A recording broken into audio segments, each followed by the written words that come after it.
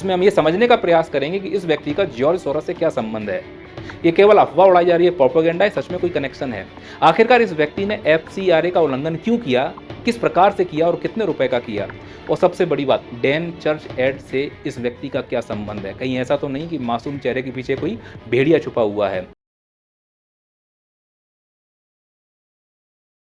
इस व्यक्ति का नाम सोनम वांगचू है, लद्दाख का रहने वाला है। भारत सरकार ने हाल ही में इसको देशद्रोही यह कहते हुए घोषित कर दिया कि यह एफसीआरए लाइसेंस के बिना विदेश से फंडिंग ले रहा था। इसके अलावा यह पाकिस्तान के लिए मुखबरी भी कर रहा था। जब मैंने जांच पड़ताल की तो मेरी जांच पड़ताल में भी यह व्यक्ति देशद्रोही पाया गया। अब यह व्यक्ति विक्टिम कार्ड खेलेगा, इसके चाहने वाले विक्टिम कार्ड खेलेंगे, लेकिन रियलिटी यह है कि यह व्यक्ति देशद्रोही है। मेरे पास कुछ सबूत है, मैं आपके सामने पेश कर रहा हूं, और मेरी बातों से सहमत हो तो कमेंट बॉक्स में लिखना।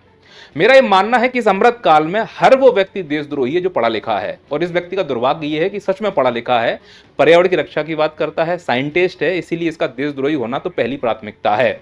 इस व्यक्ति की देशद्रोही की लंबी लंबी गाथाएं हैं, इसको कई सारे अवार्ड मिले हैं। उसमें एक अवार्ड है रेमन मैग्सेसे।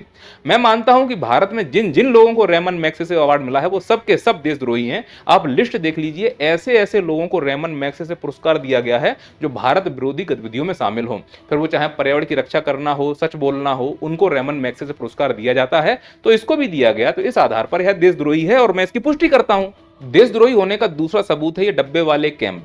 लद्दाख के आर्मी के जवान इन कैंपों में रहते जरूर हैं, पर सर्दियां नहीं रुकती, इसलिए जवान कैंप के अंदर केरोसिन और डीजल जलाता है जिससे कैंप में गर्मी बनी रहे। जो डीजल और केरोसिन जल रहा है, लाखों करोड़ों रुपए हर साल खर्च होते हैं और सरकार के ऊपर ये दबाव आता है। इस व्यक्ति ने क्या किया, इन डब्बे वाले कैंप के स्थान पर सौर ऊर्जा से चलने वाले ऐसे कैंपों का निर्माण कराया जो अंदर से गर्म रहेंगे और डीजल और केरोसिन नहीं जलाना पड़ेगा, तो सरकार का खर्चा बचाया। सरकार को बुरा लग गया कि तुमने मेरा खर्चा कैसे बता दिया, इसलिए सरकार ने इसको देशद्रोही घोषित कर दिया। देशद्रोही होने का तीसरा आरोप जो है यह है आर्टिफिशियल ग्लेशियर की तकनीक लाना। यह नवाचार इसने लद्दाख में किया। यह ग्लेशियर सर्दियों में बनते हैं और गर्मियों में पिघलते हैं। पिघलेंगे तो पानी निकलेगा और वह पानी पीने के लिए प्रयोग होगा, और जहां पर कृषि नहीं हो पा रही थी वहां पर कृषि होना शुरू हुई। तो इन ग्लेशियर के पिघलने से कृषि होना शुरू हुई, तो लद्दाख के लोग कृषि में संलग्न हो गए, और वर्तमान सरकार को किसानों से सबसे बड़ी दिक्कत है। कुल मिलाकर यह व्यक्ति लद्दाख में किसानों को जन्म दे रहा है, किसानों को पाल रहा है, और सरकार की नजर में किसान कौन है, देशद्रोही। तो इसलिए सरकार ने इसको क्या साबित कर दिया, देशद्रोही। इसलिए सरकार कह रही देशद्रोही है, मैं भी मान रहा हूं देशद्रोही है। इसके अलावा देशद्रोह का इससे बड़ा क्या सबूत चाहिए कि यह व्यक्ति लद्दाख में उस खेल को प्रोत्साहित नहीं कर रहा है जिस खेल के खिलाड़ियों ने पहलगांव में मारे गए लोगों का बदला ले लिया है। स्वदेशी का नारा देने वाले हमारे प्रधानमंत्री ने विदेशी प्लेटफॉर्म से इस बात की बधाई दी है कि चलो कम से कम हमारे खिलाड़ियों ने पहलगांव में मारे गए लोगों का बदला तो लिया है। यह उस खेल को प्रोत्साहित नहीं कर रहा है, बल्कि यह व्यक्ति उस खेल को प्रोत्साहित कर रहा है जो ओलंपिक में खेले जाते हैं। यह लद्दाख के बच्चों को फुटबॉल खिलवा रहा है, यह लद्दाख के बच्चों को आइस हॉकी खिलवा रहा है। इससे बड़ा इस देश में देशद्रोही कौन हो सकता है। इतने महान खेल को नजरअंदाज कर रहा है जिसकी ट्रॉफी के पीछे लोग दब के मर जाते हैं, बल्कि यह ओलंपिक के खेलों को प्रोत्साहित कर रहा है। तो कैसे इस व्यक्ति को मैं देशभक्त मान लूं। और इस व्यक्ति को देशभक्त केवल ऐसे दो कौड़ी के पत्रकार ही मानते हैं जिन्हें सच बोलने का कीड़ा था। ऐसे पत्रकारों को तो मर जाना ही ठीक है। अगर ये जिंदा होते तो अभी तक इन्हें देशद्रोही घोषित कर दिया जाता। अच्छा हुआ ये मर गए। और हकीकत ये है कि इस देश में अब केवल दो ही देशभक्त बचे हुए हैं, और इन देशभक्तों की भक्ति केवल अपने व्यापारी दोस्त के प्रति है। प्रकार से सोनम वांगचू को हम लोगों ने देशद्रोही साबित किया है, ठीक उसी प्रकार से तारा और सितारा को देशभक्त साबित करना है। पर यह काम मुश्किल है, क्योंकि कई दलाल मीडिया माननीय प्रधानमंत्री को यह कहते हुए देशद्रोही साबित करने का प्रयास करेंगे कि सोनम वांगचू जो कि देशद्रोही है वह प्रधानमंत्री जी के परिवार का है, और प्रधानमंत्री जी ने यह बात खुद स्वीकारी है। आप सुनिए, मेरे परिवार में 140 करोड़ लोग हैं। तो प्रधानमंत्री जी कह रहे हैं कि 1 अरब 40 करोड़ उनका परिवार है, और 1 अरब 40 करोड़ में यह व्यक्ति आता है क्योंकि इसके पास भारत की नागरिकता है। तो अगर ये देशद्रोही है तो इनके परिवार वाला व्यक्ति भी देशद्रोही ही होगा। इस आधार पर प्रधानमंत्री जी को लोग देशद्रोही बोल रहे हैं, पर यह भूल गए हो कि अगर इस परिवार में देशद्रोही हैं तो देश प्रेमी भी तो हैं। यह भी तो प्रधानमंत्री जी का ही परिवार का हिस्सा है। तो देश प्रेमियों के आधार पर माननीय प्रधानमंत्री को देशभक्त नहीं माना जा सकता क्या? बिल्कुल माना जा सकता है। पर ऐसे पत्रकार जिन्हें सच बोलने का कीड़ा था, इनके पुण्य का घड़ा भर गया, क्योंकि इस अमृत काल में अमित शाह जी कहते हैं, क्या कहते हैं अमित शाह जी, बताना जरा। चले भैया, इस तरह से क्वेश्चन नहीं करते। और अगर पूछोगे तो तुम्हारा पुण्य का घड़ा भर जाएगा, तुम्हारा राम नाम सत्य होना तय है। इसीलिए अगर दलाली करना आती है तो ही तुम्हें जिंदा रहने का अधिकार है। सच बोलने का कीड़ा है तो पुण्य का घड़ा भरेगा और फूटेगा भी।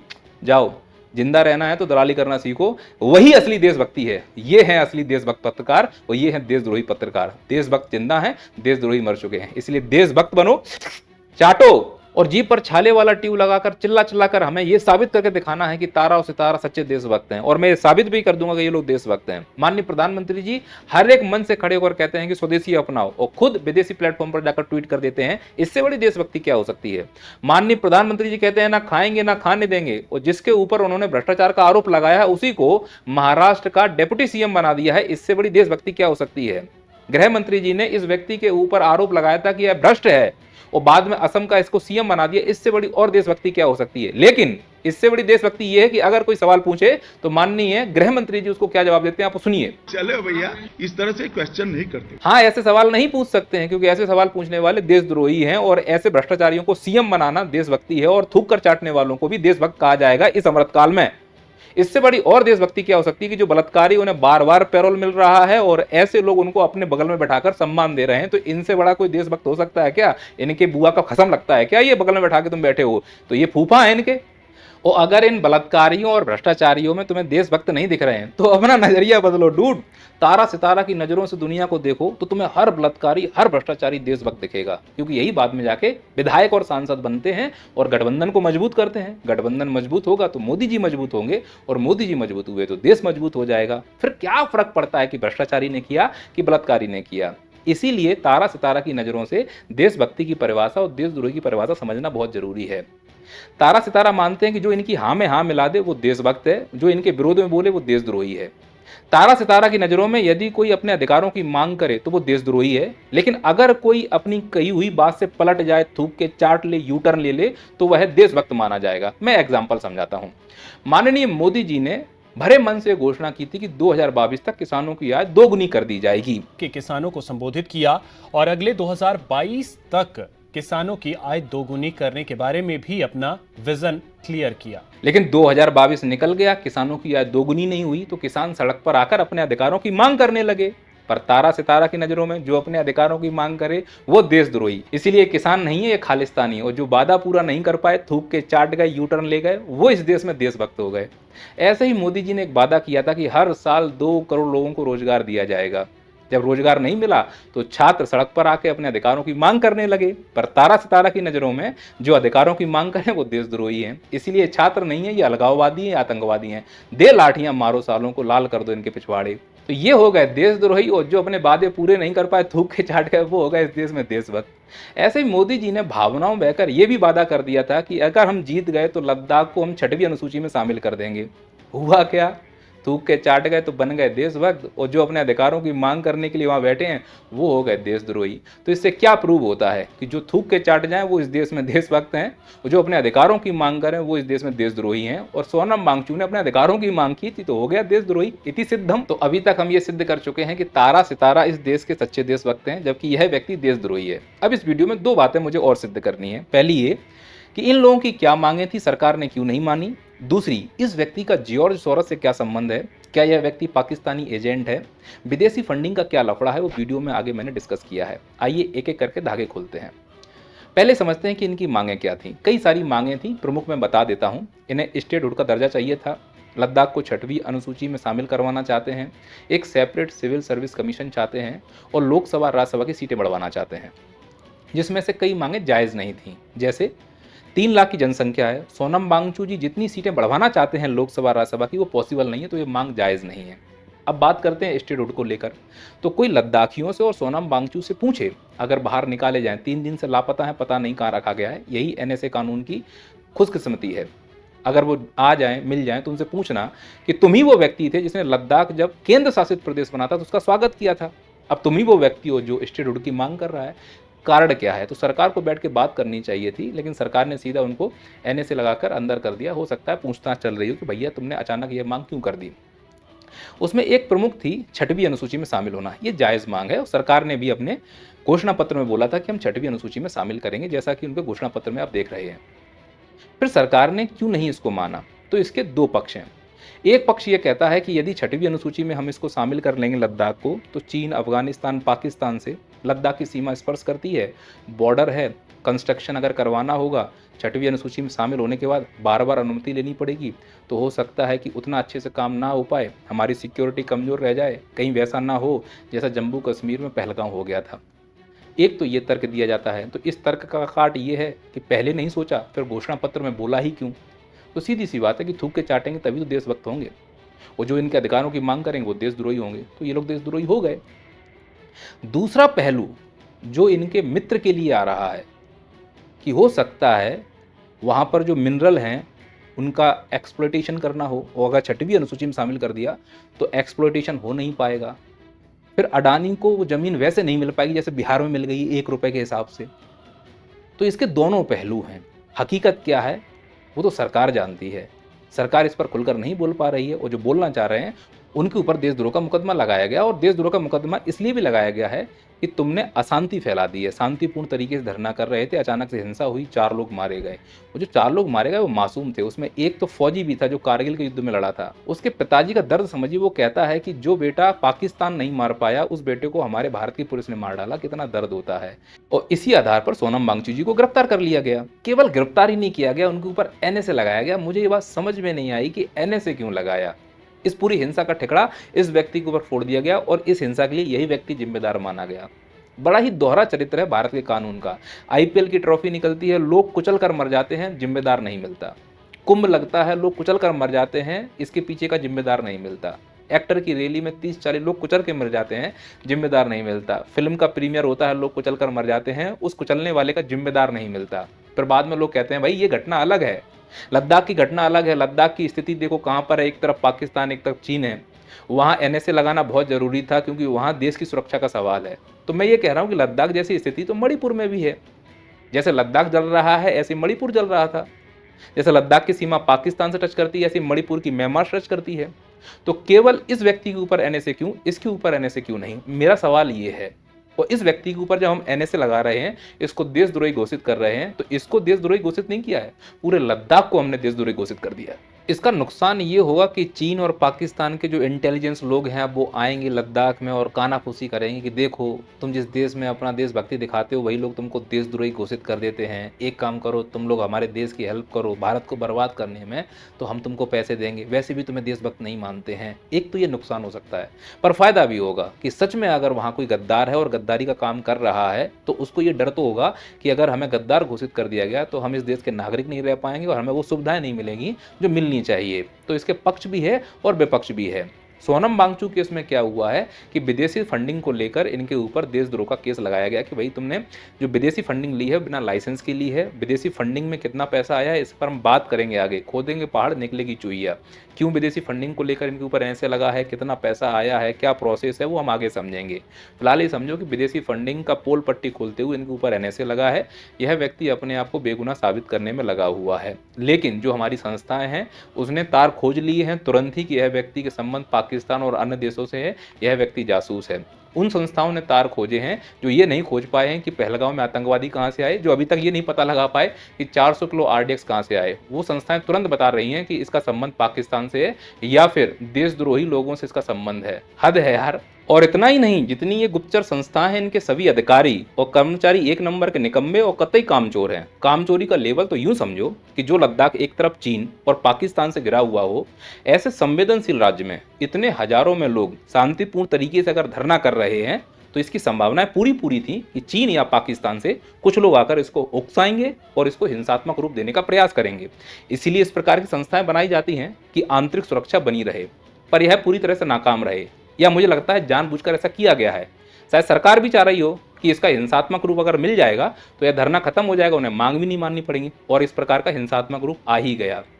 अब इसमें 2 ही कारण हैं, या तो जो हमारी गुप्तचर संस्था है उनके अधिकारी निकम्मे हैं, या वो चाहते हैं इस प्रकार की घटनाएं होती रहें।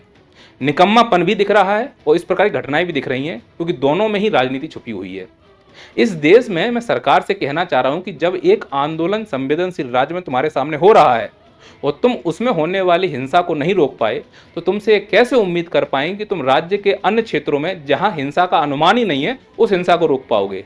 वो हकीकत यह है कि तुम रोक भी नहीं पाए, फिर वो चाहे उत्तराखंड की हल्द्वानी हिंसा हो, हरियाणा की नूह हिंसा हो या मणिपुर की हिंसा हो, तुम्हारी औकात के बाहर है कि तुम इसको रोक पाओ। अरे तुम तो पहलगांव में आने वाले आतंकवादियों को नहीं रोक पाए, और उसके बाद इस मैच को नहीं रोक पाए, तुम पेपर लीक होना नहीं रोक पा रहे। अरे तुमसे तो इन रंगारंग कार्यक्रमों को नहीं रोका गया है, तुम क्या हिंसा रोकोगे? तुम रोक पाओगे केवल ऐसे पढ़े लिखे लोगों को, बस यही तुम्हारी औकात है। और अगर सरकार की औकात सच में है ना, तो केवल इस व्यक्ति को अकेला देशद्रोही घोषित मत करो, इसके साथ उन सभी लोगों को देशद्रोही घोषित कर देना चाहिए जो पहले इसको देश का हीरो बता रहे थे। और ऐसी एक लंबी लिस्ट है।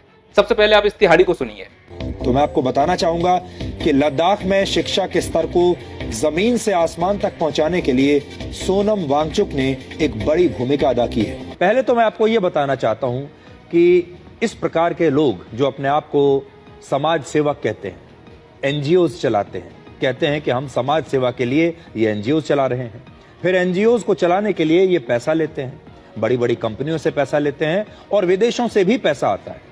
नाम देखिए और काम देखिए। मतलब ये पहले कह रहा था कि देश का हीरो है, अब ये कह रहा है कि देशद्रोही है। तो या तो ये तब झूठ बोल रहा था या ये अब झूठ बोल रहा है। अगर ये तब झूठ बोल रहा है तो साले को फांसी दो, और अभी झूठ बोल रहा है तो साले को फांसी दो। ये देखो रामलीला की पात्र वो मुल्तानी मिट्टी पोत कर आने वाली है, 2000 के नोट में चिप ढूंढने वाली है कपटी, अब ये कह रही है कि ये देशद्रोही है। पहले ये क्या कह रही थी, आप सुनिए इसके बारे में। मास्टर स्ट्रोक में मशहूर भारतीय आविष्कारक सोनम वांगचुक ने जो एक नया टेंट तैयार किया है, अब वो आप देखेंगे। इस टेंट को तैयार किया है मशहूर इंजीनियर और आविष्कारक सोनम वांगचुक ने, जिन पर मशहूर फिल्म 3 इडियट्स बनी थी। आप समझ रहे हो, ऐसा थोड़ा ना कि कोई भी किसी को देशद्रोही हो फिर देश प्रेमी बना दो। अरे देश प्रेमी और देशद्रोही इतनी आसानी से नहीं होता है। अब इनको सुनिए। हाँ क्या बोल रहे हैं ये? हाँ ये केबीसी में गया है, इस व्यक्ति की तारीफ हो रही है केबीसी में, सुनिए आप खुद। अगर आपको 95% मार्क्स मिले हैं तो ये जरूरी नहीं कि आपको एडमिशन मिल जाएगा, लेकिन यदि आप फेल हुए हैं 4-5 दफे तो वो एक अच्छा क्राइटेरिया बन जाता है आपकी। नहीं बहुत अच्छी बात है, देखिए बहुत खूब। अरे पहले आपने इसको हीरो बनाया है, अब एक पल में सालों ने तुमने देशद्रोही घोषित कर दिया है। पूरे जीवन की क्रेडिबिलिटी के लिए डिसक्रेडिट कर दिया उस व्यक्ति के पूरे जीवन को, जिसने पूरा जीवन देश को दिया हो। 1 मिनट में उसके लिए तुमने देशद्रोही घोषित कर दिया। जिस व्यक्ति के नाम पर तुमने फिल्म बनाई, 1000 करोड़ रुपए कमाए, साले डायरेक्टर को भी देशद्रोही घोषित कर दो। देशद्रोहियों के ऊपर फिल्म बनाकर इस देश में 1000 करोड़ रुपए कमाए जा रहे हैं। फांसी पे लटकाओ इन सालों को। और अगर फांसी ही देनी ना तो इन संस्थाओं के उन अधिकारियों को दो जो उस समय मौजूद थे, कि इन लोगों ने पता नहीं लगा पाया कि एक देशद्रोही के ऊपर फिल्म बन रही है, तो काहे की गुप्तचर संस्था होवे। मैं तो कह रहा हूं कि हमारे उपराष्ट्रपति की आत्मा को कैसे शांति मिलेगी जब ये आत्मा को मालूम चल रहा हो कि हमने एक देशद्रोही को अवार्ड दिया है। इस संस्था के अधिकारियों को फांसी दे देनी चाहिए। निकम्मो, तुम्हारी वजह से आज एक देशद्रोही को हमारे उपराष्ट्रपति को पुरस्कार देना पड़ा। उन देशों से हमें संबंध अब तोड़ देने चाहिए जो रेमन मैक्स से पुरस्कार बांटते घूम रहे हैं, यह देशद्रोहियों को पुरस्कार बांट के हमारे देशों में भेज रहे हैं। आप समझ रहे हो देशद्रोही कहना कितना आसान है। और जब यह देशद्रोही इस देश में काम कर रहा था तब तुम्हारी आंखें फूट गई थी। इतना पैसा सरकार टैक्स पे लेती है तो गुप्तचर संस्थाएं क्यों बनाई गई हैं? तुम बोल दो कि तुम्हारी गुप्तचर संस्थाएं फेल हैं, तुम बोल दो कि तुम निकम्मे हो। गृह मंत्रालय का पूरा फेलियर है और इस फेलियर की जिम्मेदारी गृह मंत्रालय को लेकर इस्तीफा देना चाहिए। केवल इसके ऊपर देशद्रोह का आरोप लगाने से कुछ नहीं होगा। पूरे के पूरे गृह मंत्रालय के मंत्रियों, अधिकारियों और जितनी गुप्तचर संस्थाएं सबके ऊपर एनएसए लगना चाहिए। सब साले देशद्रोही हैं। पर भावनाओं में नहीं बहना है। एनएसए उनके ऊपर नहीं लगा है जिनकी मैं बात कर रहा हूं। इस व्यक्ति के ऊपर एनएसए लगा है और एनएसए लगाने के पीछे के क्या आधार हैं, क्या सबूत मिले हैं, आप इस अधिकारी से सुनिए। जो सोनम वांगचुक का है, अगर आप देखें इनका प्रोफाइल और एक इनकी हिस्ट्री रही है, ये सारा कुछ आपको यूट्यूब में अवेलेबल होगा। जिस किस्म से इंस्टिगेशन वाली उन्होंने बातें की हैं, अरब स्प्रिंग की बात की है, जहाँ नेपाल या बांग्लादेश या श्रीलंका की जो इंस्टिगेट करने के लिए उनका एक अपना एजेंडा है। जहाँ तक आपकी फॉरेन फंडिंग की बात कर रहे हैं, उसके ऊपर ऑलरेडी प्रोसेस चल रही है। FCRA की वायलेशन का कितना वहाँ पे है। इस अधिकारी के बयान से लग रहा है कि इसके पास कोई पुख्ता सबूत नहीं है, उसके बावजूद भी इस व्यक्ति के ऊपर एनएसए लगाया गया है। पर यहाँ पर यह नहीं कह सकते कि यह व्यक्ति बेगुनाह है, क्योंकि अगर धुआं है तो आग तो होगी ही। इसीलिए इसका अगला पार्ट आने वाला है जिसमें हम ये समझने का प्रयास करेंगे कि इस व्यक्ति का जॉर्ज सोरोस से क्या संबंध है। ये केवल अफवाह उड़ाई जा रही है, प्रोपेगेंडा है, सच में कोई कनेक्शन है। आखिरकार इस व्यक्ति ने FCRA का उल्लंघन क्यों किया, किस प्रकार से किया और कितने रुपए का किया, और सबसे बड़ी बात डैन चर्च एड से इस व्यक्ति का क्या संबंध है। कहीं ऐसा तो नहीं कि मासूम चेहरे के पीछे कोई भेड़िया छुपा हुआ है। इसकी पूरी जानकारी मिलेगी वीडियो के अगले पार्ट में। जुड़े रहिए। To be continue.